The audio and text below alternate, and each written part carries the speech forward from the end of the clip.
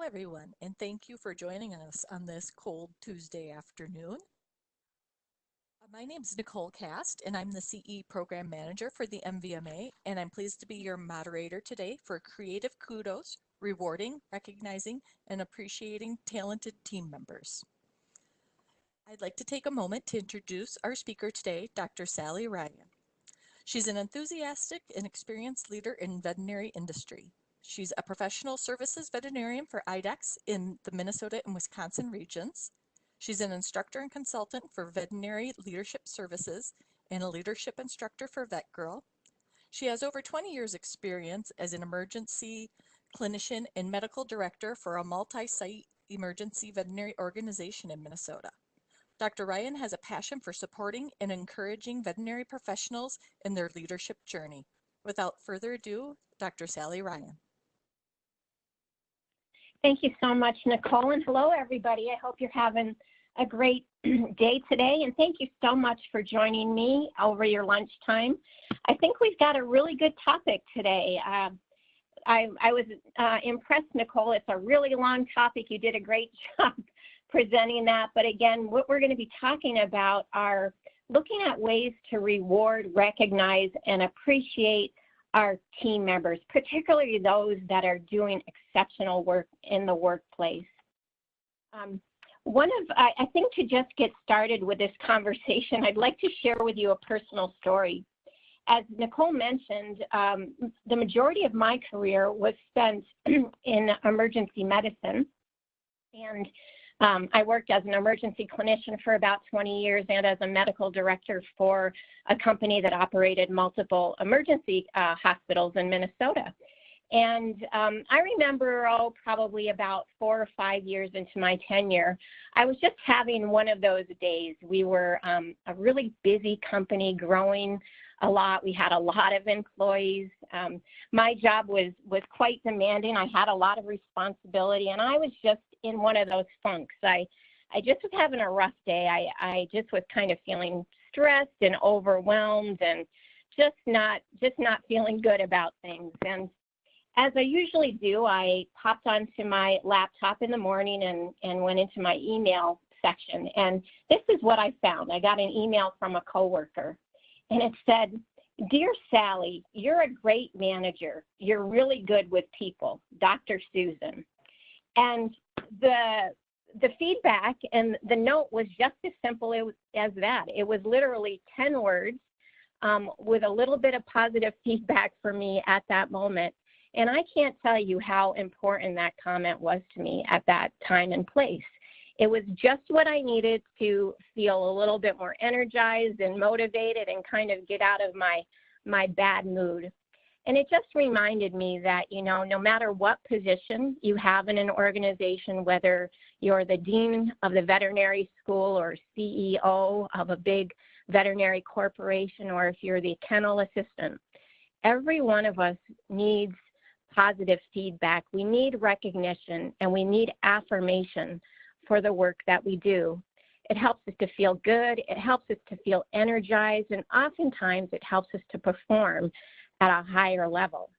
And so today we're going to talk about what are some of the great benefits associated with giving, focusing on recognition and affirmation of people that we work with. In particular, the agenda will be that we're going to talk about the differences between rewards, recognition, and appreciation. We'll look at the benefits of a rewards and recognition program, identify the link between rewards, recognition, and engagement. We'll talk about the challenges associated with recognizing and rewarding people. And then finally, we're going to look at some very specific steps to develop and implement a successful rewards and recognition program in your workplace. So the resources that I would like to share with you is there are a few of them that I think you might find helpful. And one of them is called Employee Engagement for Dummies. And I don't know if you've ever read any of those dummy books, but this is a really good one. Bob Kelleher, the author of that book, does some super presentations and has written some great books on employee engagement. So I highly recommend that. Another one, How Full is Your Bucket by Donald Clifton and Tom Rath. 1,501 Ways to Reward Employees, and then the Talent Management Handbook. Those are a few options if you would like to gather additional information about this topic. So let's start with a few definitions. Well, when we're talking about rewards, simply we're talking about the return for performance of a desired behavior or action.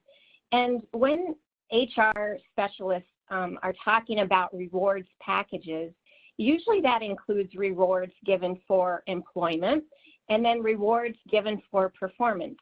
So in the area of just employment-based, you know, we all receive rewards for just for our employment, and certainly that is generally dependent on your position. And so that would include things such as your salary and benefits like insurance or retirement plan and training. And typically those things just are part of the job that you receive when you gain employment with an organization.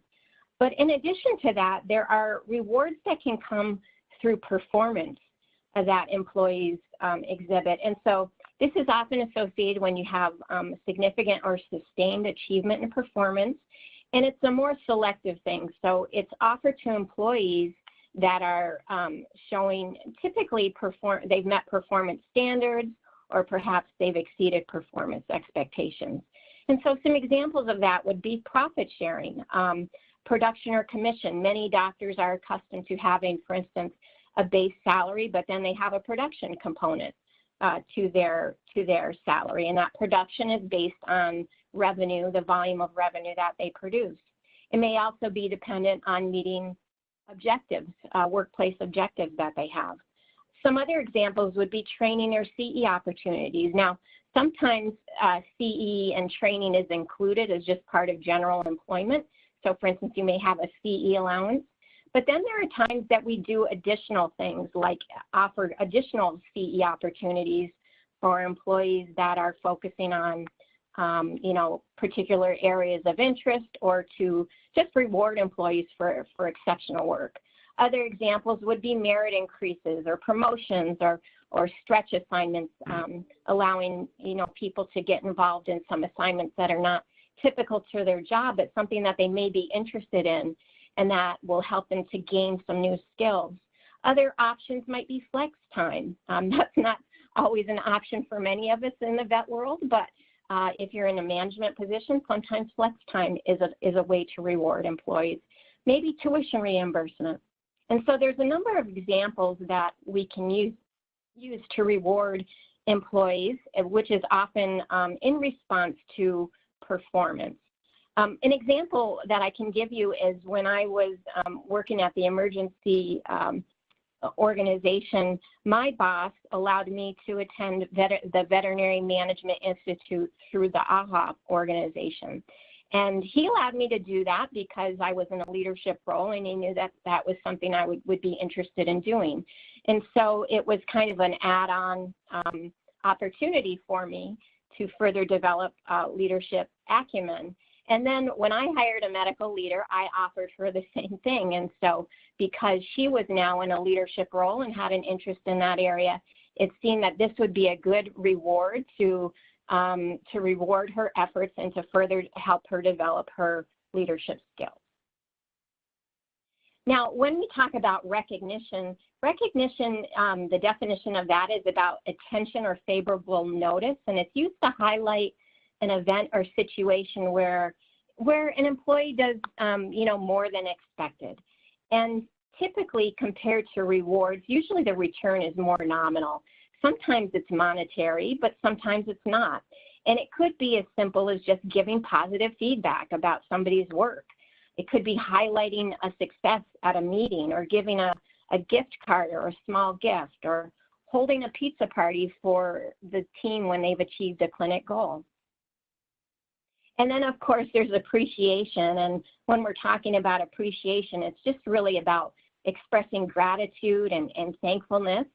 And sometimes it's associated with performance, but sometimes it's not.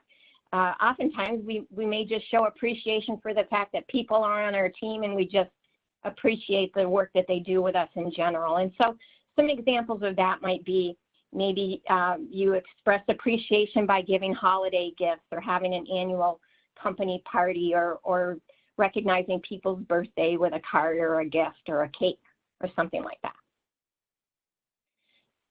So why do we bother talking about employee recognition and rewards? Well, through a lot of research done for actually very many years, probably 20 or 30 years in industries all over the world and really all kinds of different industries, we've learned that there are numerous benefits associated with recognizing and appreciating employees. If you're familiar with the Gallup group, they do lots and lots of studies about employee engagement and these kinds of topics. And these are some of the things that they found are benefits when we do a good job with recognizing and rewarding our employees. They have found that morale increases, motivation levels increase, productivity increases, commitment and loyalty to the company increases, retention increases, stress decreases. There's an increase in safety, oftentimes decrease in turnover. And so in a nutshell, what we're really talking about is we have oftentimes when we do a really good job with recognizing and rewarding and appreciating employees, it increases employee engagement. And that is really the key thing that I want you to remember is that when we do a good job in this area, it really helps position us to a point where we can enhance employee engagement. Now, if you're not familiar with that term, let me talk a little bit about that. And the definition of employee engagement is that it's an emotional commitment to an organization and the organization's goals. And so the thing about employee engagement, it's not the same as employee satisfaction or happiness, although oftentimes happiness and satisfaction are the outcome of the engagement.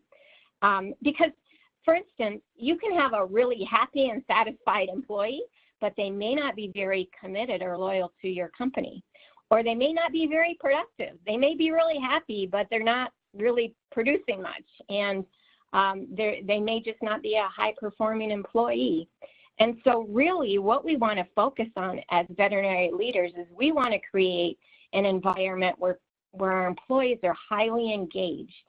And the characteristics of highly engaged employees are that they're highly productive, they're loyal, they're committed to the business and the company and to the goals of the company. They often go above and beyond, and they display company values and behaviors readily. And these are the kinds of employees that we want to develop and sustain and support. And bottom line is that through lots and lots of research, we know that highly engaged employees achieve better results for the business. Here's an interesting survey that was done by Silk Road Technology, and it involved the top ways to foster employee engagement. And let me just go through them. I think they're kind of interesting. So number 1 was trust in management. Number 2, career development. 3, stimulating work environment. 4, recognition and rewards. That's what we're talking about today. But other things that come up in that survey in particular, flexible work options, learning opportunities, career advancement, salary, good benefits, mentoring opportunities, diverse compensation plans, good pension and retirement plans. Now, I think this is really interesting because lots of times when we think about rewards and recognition, we often think that it's going to take a lot of money, that it always involves increasing people's base salaries and things like that. And the truth is that yes, we all need to be paid competitive salaries. That's very important. That's kind of the baseline. But when it comes to really engaging employees in the workplace, there's things that are actually more important to people. Once you kind of, are paying people what's normal in kind of the market, in the market in that region, oftentimes at least that we've learned through research is that there's a lot of other things that are really important to employees. I think it's really interesting that number 1 has to do with trust in management and leadership. And that's why I do a lot of discussion about leadership development, because leaders have a huge impact on employee engagement. And so that's for another time, but if you ever join Vet Girl, you'll know that I do a lot of leadership topics for Vet Girl, and those are the kinds of things I talk about. But point of all of this is that rewards and recognition is a very important aspect when it comes to fostering employee engagement. So I'd like to talk a little bit about the concept of positive reinforcement.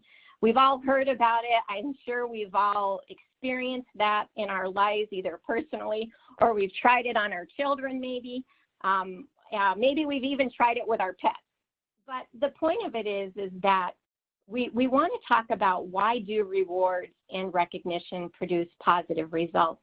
Well, it's really a matter of psychology, and it is the concept of positive reinforcement.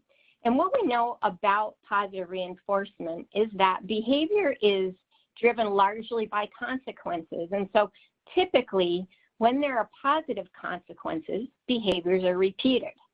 And typically, when there's negative consequences, behaviors are eliminated. And so I happen to be a Dr. Phil fan, so I'm going to share with you a Dr. Phil quote. But one of the things that Dr. Phil always says is that behavior that is recognized and rewarded is behavior that is repeated. So the point of that is that when we see good work and good behavior going on in our practices, we need to identify it and recognize it and reward it, because that behavior will often be repeated when it is recognized. And the other thing about that is that not only will, if we recognize behavior in a person that's positive, more likely will be that they'll repeat that.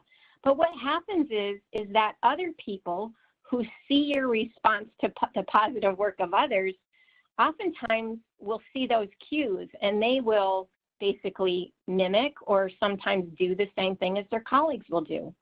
The thing about that is positive reinforcement can be contagious. And so, for instance, one of the things that's really effective to do is, at staff meetings, talk about some successes that your team has had or individuals have had over the past month. And what it does is it first helps to reward and recognize that person or those people that did a really good job, but it helps to let other people know that, to give them an idea of what good practices look like. And then often encourage them to also repeat those practices. This is one of my favorite quotes by Charles Schwab, who is an American industrialist. And he says, "I have yet to find a man, however exalted his position, who will not do better work or put forth greater effort under a spirit of approval than under a spirit of criticism." And I think that's a really important thing to keep in mind. Now, that doesn't mean that we never coach employees about performance problems or provide coaching about how they can improve. That is definitely part of what we do as leaders, and we need to do that because that helps people grow and learn. But whenever possible, we really want to try to give feedback in a supportive, positive manner and really try to avoid that focus of criticism, because people generally respond to that in a more positive way. So here's the challenge. I think that hopefully I've made a good case that there's a lot of really good benefits to focus on rewards and recognition.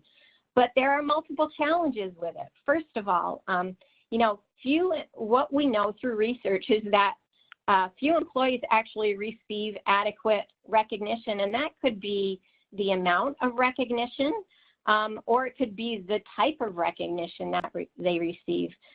Nelson, who is a researcher on this topic, has found that over 99.4% of employees want to receive recognition for the good work that they do. And by the way, what they have found is that Generation X and Y, particularly our millennials, they really like recognition. They've grown up with a lot of recognition. And so when they come to the workforce, they kind of expect it.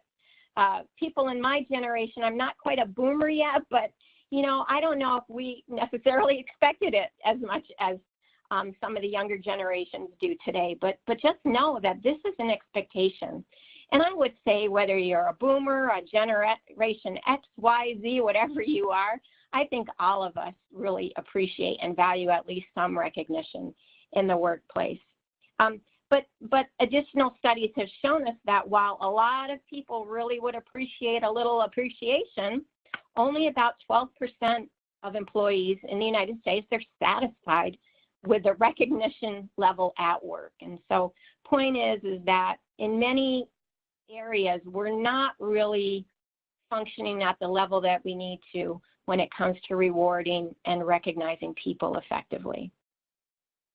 So another stat that we have seen in this area is that Gallup found from 2017 that 65% of Americans received no recognition for good work in the past year. So,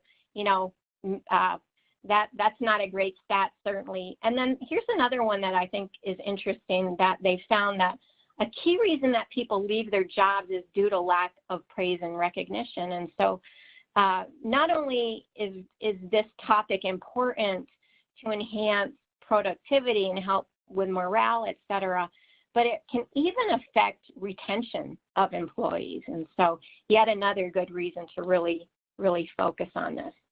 So what are some other challenges related to this topic? Well, I think sometimes supervisors and leaders, we tend to focus on problem areas versus strengths. And oftentimes employees can receive more negative than positive feedback. And I think there's some valid reasons why that happens. Part of one reason, I believe, is that many people are just in the habit of sharing negative feedback over positive. It could have been that that's how you were raised. Maybe you were accustomed just receiving a lot of negative feedback. Maybe that has been your experience in the work field where most of your feedback that you received was negative. And so perhaps you haven't had good models where leaders have showed how to give good positive feedback. I think a big one is time. I know that when I was in practice as a medical director, I had at one point over 20 doctors that I was supervising and a lot of other responsibilities. And frankly, sometimes I just had to deal with the problems because those were the things that were right in my face that I had to deal with. They were urgent. And lots of times I just didn't have the time to really focus on the positive things that my team members were doing. Although I have to say that once I really realized how important that was, I became more intentional about that. But the point is that it's true that it takes time. It takes some time to really identify how people are doing and where they're doing well, and then to acknowledge that. And then sometimes we just haven't developed that skill on how to give good, positive feedback. An interesting study shows that people really need a ratio of about 5-to-1 of positive to negative feedback for optimal performance. And so really that, again, there are times when we have to give people negative feedback and correct them or counsel or coach them about performance, but we want to have some balance in that, where that every time we talk to our employees, it's not negative, that there's some balance that we can show and demonstrate where they're doing well. Because in the long run, when you have a good balance, that generally helps people in their performance. So this is a really interesting study that I wanted to share with you. Back in 1992, this psychologist named Dr. Gottman, he did this study, and he basically watched the interactions of 700 couples. And he literally calculated the number of positive to negative interactions that they had over a 15-minute conversation. And then they followed these 700 couples over many years to determine how many of these couples actually stayed together and how many of them divorced. And they were able to predict with 94% accuracy which couples would divorce based on those interactions. So as you might might guess, the couples that had a lot of negative interactions and very few positive interactions were the ones that didn't tend to do very well in the long term. But I just find that it was a really interesting study, and I just think it really exemplifies how important it is to have good balance there, and to have whatever relationship that we're in, whether it be in the workplace or in our personal life, to have some good balance there where we have some good positive interactions and good feedback. So another challenge is that supervisors and leaders, well, sometimes we just avoid giving feedback altogether. And this is another interesting study that I'd like to share. And this was done many years ago, back in 1925. Dr. Elizabeth Hurlock, she evaluated the performance of sixth graders related to their ability to do math problems. And what they did is they separated these students into 4 groups. One group was a group of students that they praised. One group were students where they criticized their performance. Another one, the teachers completely ignored them altogether. And then there was a control group. Well, what they found is that those students that were praised had a 71% improvement in their ability to do math problems. Those that were criticized had 19% improvement, and those that were ignored only had 5% improvement. And so I think it's, at least this one study, it kind of shows that praising really can have a very positive impact on performance, much more so than working with people in a critical format. But interestingly, it was interesting in this study that the kids that were criticized actually did better than the kids that were ignored. And I think that's an interesting thing to consider, because what happens lots of times with leaders is that we're so busy and we're just trying to deal with the problems, and we often tend to deal with the squeaky wheels in the hospital. Lots of times we tend to ignore the top performers, right? We focus on the people that are having problems because we feel that that's the most urgent thing to do. But I think the thing to remember is that we really need to pay attention to our top performers and the people that are working really hard and doing really well, just as much as we are attending to the problem folks in our practices. Okay, so here's another challenge. Well, why do we have inadequate recognition? Well, I think there's some really common reasons, and I think a lot of them are really valid. One is no time. We talked a little bit about that before. So oftentimes we prioritize other things above giving recognition. Sometimes we feel like we don't have the money or resources to recognize people properly. But one of the things I want to share with you is that, yes, it's certainly important to be generous and to reward people when we have people that are really going above and beyond and, maybe doing really exceptional work and, doing some really great work. We definitely want to be generous there. But the majority of the recognition that we do doesn't have to cost a lot of money. Now, with that said, one of the things that I'm going to talk about and recommend at the end is that it's really important to budget some money toward rewards and recognition. And because we will always use that excuse that we don't have enough money to reward and recognize people if we don't budget for it. So that's something that is really important that I'm going to talk about in a little bit. Sometimes we just don't know how to recognize people effectively. We've talked about that. Maybe we just are concerned about leaving anyone out. Well, if I recognize this person and forget that person, it's going to make everybody mad. And so, yeah, these are some things that we have to think about. Now, some leaders have the attitude that the paycheck should be adequate. And I would say that that's not a great attitude to have, but some people believe that. And then I think that many of us as leaders, we've tried different recognition and reward efforts. And frankly, sometimes our efforts are not well received. Sometimes we feel like people develop entitlement attitudes from it. And so sometimes the truth is that we don't get the results that we're expecting. And so the point is that we know there's a lot of good benefits, but there are some challenges when it comes to doing these projects. But this is what I really want to emphasize, that given the numerous benefits of providing rewards and recognition, it's important for business leaders to be very intentional about developing and implementing effective reward and recognition programs. And really what our goal is to create a culture of celebration whereby employees are valued and they're appreciated and they're recognized for the good work that they do. So even though there are some challenges and it can be difficult, it's a really important thing to focus on. So now what I'd like to do is provide some specific steps on how to develop and implement a rewards and recognition program in your practice. And what I'm going to do is talk about some questions that you should consider when you are developing your program. And so first one, let's talk about this.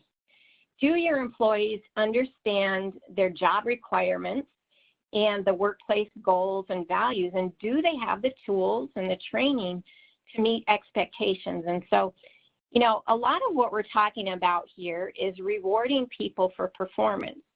But if our employees don't know what is expected of them, then how will they know when they succeeded?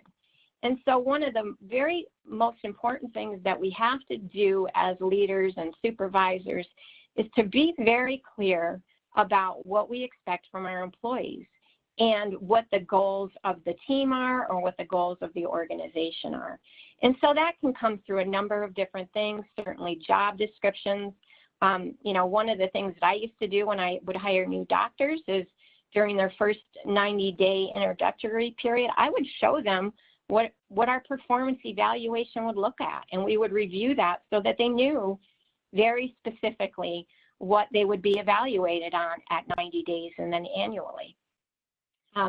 Of course, job descriptions are really important at that. Employees need to be really clear about, you know, what are the values of the company? What are the things that you expect from employees from a behavioral standpoint? And then also they just need to be clear about what are the goals of the team, of your clinic, of the whole organization. Those goals and that information needs to be communicated clearly and frequently. And so that really is the first step into getting off to a good start with this program. Another question to consider is, you know, what are the perceptions and recommendations of employees concerning your current rewards and recognition program in the workplace? And so I'll bet you have a lot of things going on already in your workplace that you do for employees. And so some of them, you may be getting a lot of bang for your buck out of them. Employees really appreciate it, they value it, but there's other things that may not be as effective. And so periodically, it's important to survey your team, and that can be done in a formal survey, or you can just have a conversation with people in a team meeting or on an individual basis.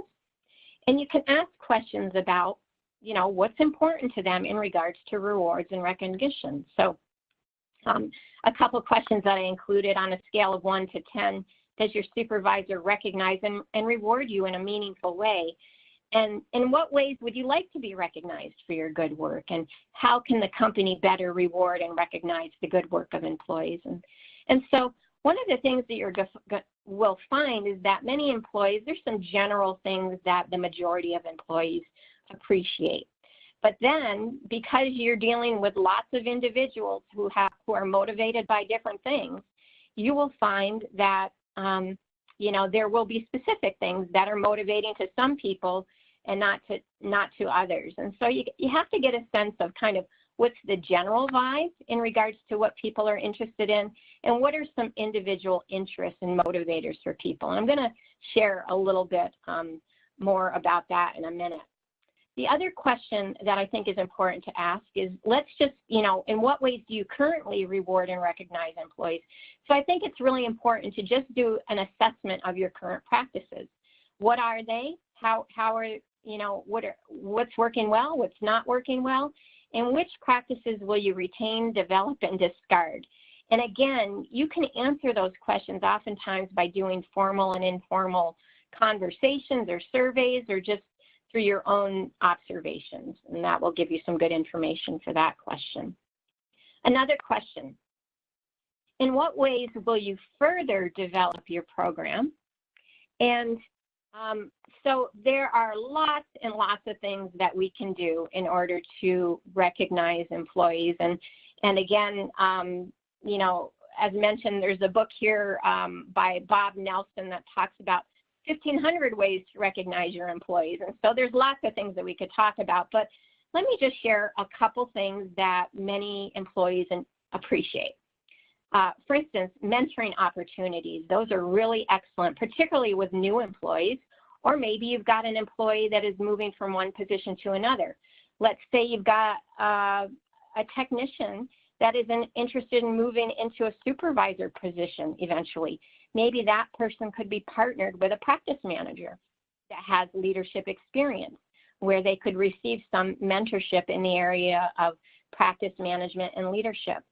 Some employees really love participating in community events or social activism events.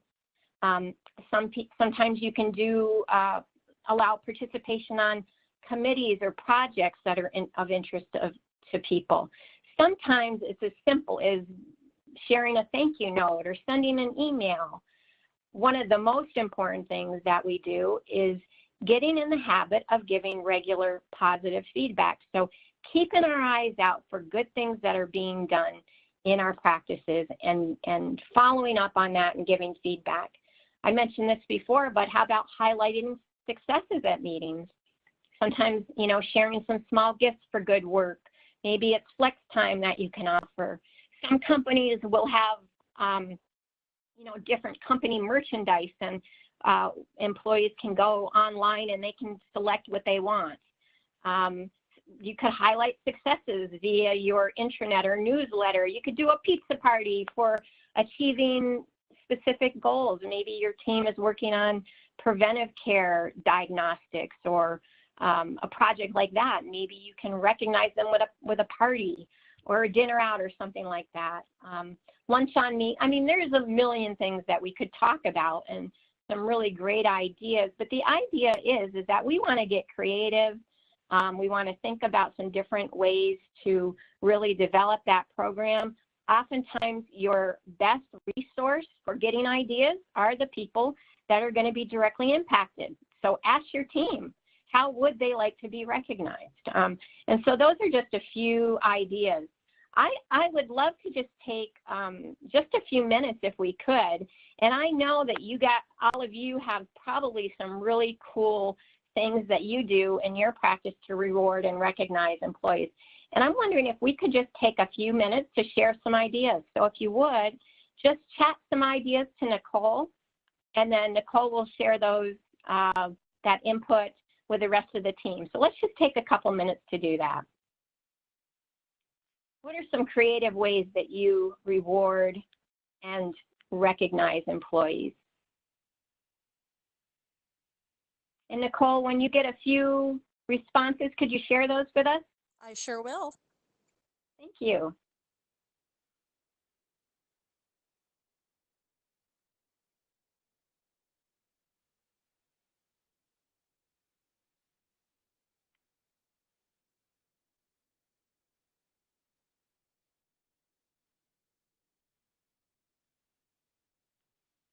Do you see anything coming through, Nicole? Not yet. I'm sorry, did you say no or yes? Not yet. Not yet, okay. So maybe what I'll do is I'm gonna just keep moving along, and Nicole, I'll check back with you in a few minutes. Okay. See if we have any great ideas out there. How's that sound? I have a few that have popped right in. Oh, fantastic. Good, Sure. well, let's hear them. Sure. Once a year, we put everyone on a bus and take them to the Mall of America and give them a cash based on the year they've had, $100, $200 a person, and give them an hour to spend it. Some are, yeah, bringing in donuts in the morning, or just saying a personal thank you to someone for helping out. Um, Wonderful. they use positive rewards, so pause as Uh-huh. PAWS. Yeah. Employees can list when a fellow employee does something above and beyond, and they're entered into a drawing for a monthly meeting, and two are chosen, and they get 2 hours of PTO added on. Oh, I love that.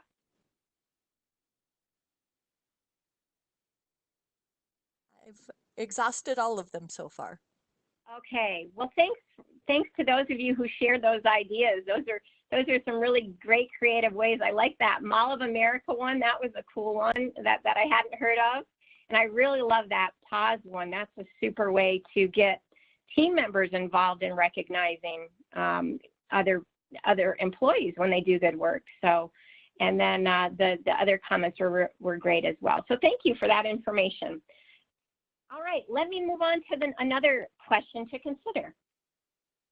How will you determine the motivators of your employees? And so remember, just a few minutes ago, I mentioned that, in general, there will be things that team members in general appreciate and like in the areas of rewards and recognition. But the truth is if you have 40 employees, you have 40 individuals on your team, and they're all motivated by different things. And they have things that are important to them that are unique to each of them. And so that can feel a little daunting if you have a large team that you're responsible for, but it is really valuable when you can kind of get to know your employees and the things that motivate them and interest them, and that you can recognize them specifically for that. That is really, really meaningful to people. I think I want to just talk a little bit about motivation. I think it's an interesting topic. There's been lots of research about what motivates people in the workplace, probably for the last 20 years or so. And what we found is that employees are motivated by two things. One is intrinsic factors, and the other is extrinsic factors. And so example of an extrinsic factor would be pay and benefits and things like that, those tangible things that tend to motivate people. Maybe it's a trip to the Mall of America, those kinds of things. But what we have found, what researchers in this area have found is that intrinsic factors are frequently more impactful than extrinsic factors. And the Finks, there's this couple called Cynthia and Charles Fink, and they described 7 internal motivators. And what they found is most people predominate in 2 types. And let me show you what those are on the next screen. So the 7 internal motivators include achievement, which is the area where people are motivated by accomplishment and challenging work. Autonomy, people that are motivated by this love independence, and they like to work on their own. It's not that like they don't want support, but they like a lot of independence. Some people are highly motivated by security and safety. They want to know that their job is safe and secure, and they want a safe workplace. And we all want that, of course, but some people are highly motivated by that. Others, equity, fair treatment is really important. Affiliation. So we have some employees on your team that they are highly motivated by the social aspects of work. And so, for instance, those folks, they're great to invite them to, create the holiday party or lead out the holiday party and things like that, because they just love that kind of social aspect to their work. There's those that are motivated by esteem. So they really, really respond to recognition and praise. Again, all of us do at some level, but people that are highly motivated in that esteem area, it's something that's really important to them. And then you have other people that are highly motivated by authority. And so these are the people that like to lead and they like to be influential. And so the point is that each one of us, we're motivated to some level by all of them. But most of us have 1 or 2 areas that really motivate us. And the most common one actually is achievement, particularly in health professionals and veterinary professionals. So a lot of people in our business are motivated simply by achieving achieving things and doing really excellent work. That's a high motivator for them. And so the point of this is that it's whenever possible, it's really important to try to get to know the people that you're supervising to determine what their interests are and to determine what their motivators are, because that will allow you to more specifically reward and recognize them in a way that will be meaningful to them. Okay, some other questions that we need to consider is that, how will you identify successes with your reward and recognition program? And so, certainly looking at feedback. Let me back up a little bit here. What I'm talking about here is that we need to get really good as leaders to catch people doing really good things. And again, sometimes we get really distracted by the hundreds of other things we have to do in the workplace. But we have to be very intentional about finding successes that our employees are having in the workplace. And so we can do things like looking at client feedback, looking at those nice cards that come through and seeing the good words and the compliments that people will share about the service that received. Sometimes asking coworkers and getting feedback from coworkers about how their coworkers are working. Sometimes you can get information through evaluations or personal observations. And then, just evaluating what are the goals and how are your employees doing in regards to achieving their goals. One of the things that I would do with my doctors as part of their annual performance evaluation, each year they would have some goals from the previous year. And, I would also ask them about, what continuing education, et cetera, they attended, how did they achieve their goals from the previous year, and then what were their goals for the upcoming year. And so it's good to reflect on that. If people are taking the time to really think about that and focus on that, as leaders, we should be attending to that. And, in some cases, it's just an acknowledgement, but sometimes there may be a reward associated with that or some sort of recognition. But the point is, we really want to get proactive about looking for the good things that our team members are doing. Another question to consider is, what is your budget for rewarding and recognizing employees? I mentioned this a while back, and again, we don't have to spend a ton of money on rewards and recognition. Again, I do want to encourage, I think it's important to try to be as generous as possible because it's an important initiative. But the point is that if you don't budget for it, then oftentimes at the end of the year comes or other what we feel are more urgent, pressing financial needs, we tend to, not allocate money for rewards and recognition. And so I would say that reward and recognition, we should have money allocated for that program. And supervisors, so your senior leaders obviously really need to identify what that's going to be, but your supervisors need to have access to that, right? So, for instance, every supervisor might have a small budget that they can work off of to help reward and recognize employees throughout the year. And so that's just a really good thing to keep in mind as we're developing that program. Another question, and this I think is probably one of the most important things that we should do and we should get good at doing. And so we want to learn how to give positive feedback in an effective way. And I think, there's a number of strategies to giving positive feedback. And one of the things I try to remember is think of the 4 Ps, make sure it's prompt. So giving feedback as soon as possible after the event. Make sure it's precise. It's not as effective to just go up to somebody and tell them that they've done a good job. If you instead give very specific details about what it is that they did that was impactful and how it affected the client or the patient, that's going to be a lot more meaningful toward people.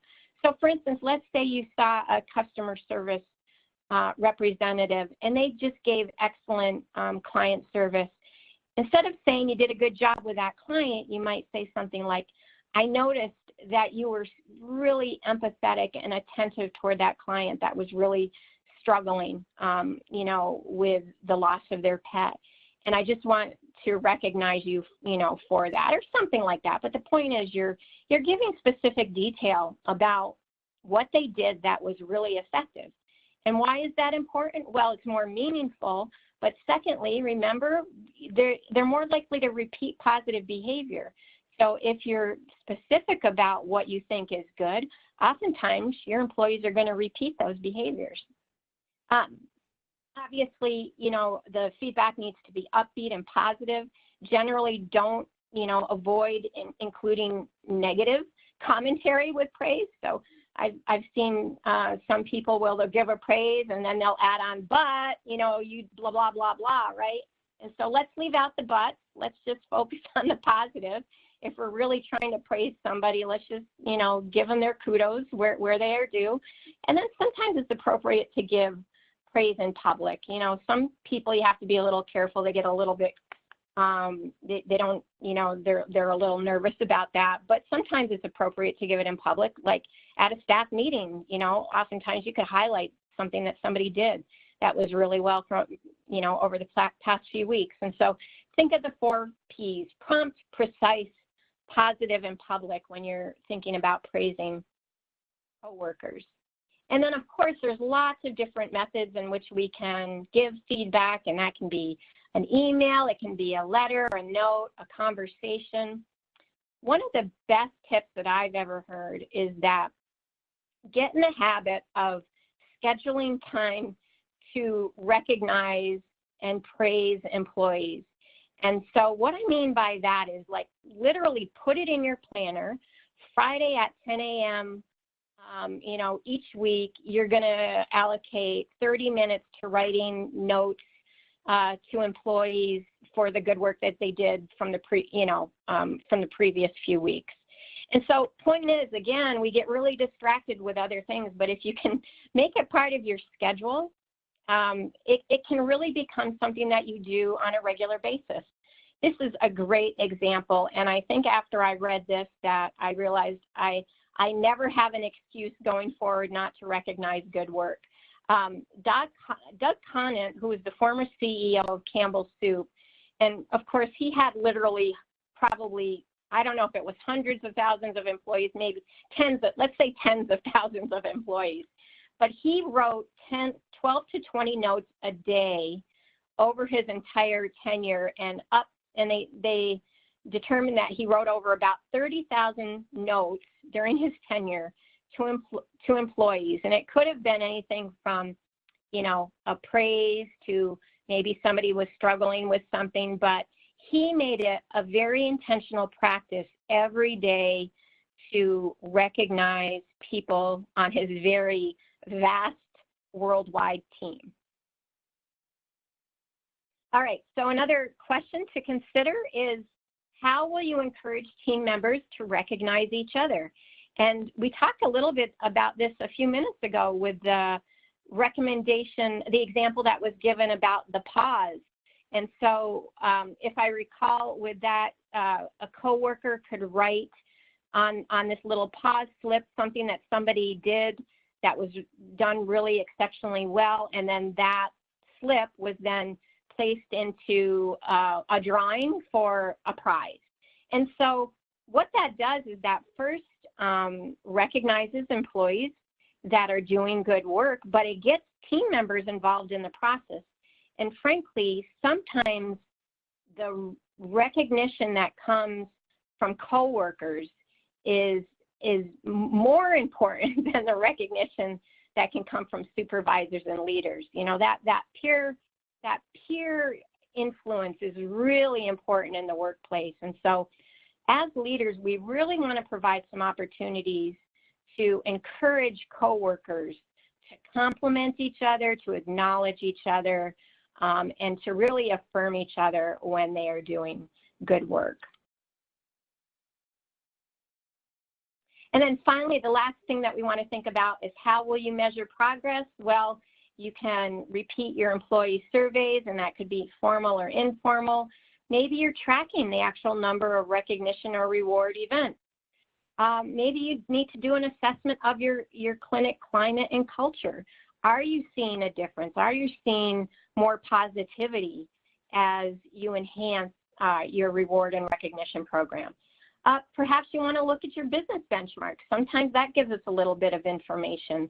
For instance, look at your client satisfaction rates. You know, when employees are feeling good about where they're working and the work that they're doing, oftentimes that reflects positively in the client experience. And finally, we just want to remember to communicate plans and results to employees. And so sometimes as leaders, we've got a lot of things brewing in the background. You may have lots of things going on in your rewards and recognition program, but the staff don't really know about it, or they forget about it. And so periodically, it's important to just highlight, you know, what are the things that you've worked on in the last year, and what are the, you know, what successes have you had with your rewards and recognition program, and what are you going to focus on in the upcoming year? So those are a number of things, a number of questions that I think you can ask yourself and your leadership team and your employees as you continue to develop your rewards and recognition program. I think the main points is to keep it simple. You know, build off of what you have. You know, add a few new things each year. You don't need to go crazy with it. Just add a few things that you believe will give you really good value for the work and effort that you are going to offer for that. Remember, focus on progress and not perfection. You're going to have some aspects of your program that are going to work really well and others not so well. And the point is just evaluate it and modify, you know, as needed. And then, of course, celebrate successes. And so when your team does a really good job with your rewards and recognition program, why not celebrate that, right? Anytime you achieve a goal in your organization, it's a great time to recognize and celebrate it. So in summary, a rewards and recognition program involves identifying and celebrating employees who do exceptional work. And there's numerous benefits to implementing a rewards and recognition program, especially in regards to enhancing employee engagement. And when you use a systematic approach and address many of the questions that I talked about, you can develop and implement a successful rewards and recognition program that celebrates the excellent work of talented team members. So thank you so much for your attention. I'd be happy to take any questions, and feel free to just share those questions through chat, and Nicole will share them with me. Yes, thank you, Dr. Ryan. We greatly appreciate you taking time out of your day today and sharing with us creative ways to thank team members. I'd also like to thank everybody who is online for spending time with us today. I will send out an evaluation shortly along with your CE certificate. But in the meantime, if you do have any questions, please type them in the chat area. Also, if you're looking for other CE similar to what Dr. Ryan just presented, she will also be presenting at our annual meeting in February on employee engagement, a little more in depth, talking about employee engagement 101, what it is, why it's critical to veterinary practice, the 10 C's of employee engagement, and creating and implementing a business strategy for optimal employee engagement. So if that's something you're interested in, something your clinic is taking on to do in the near future, please join us in February.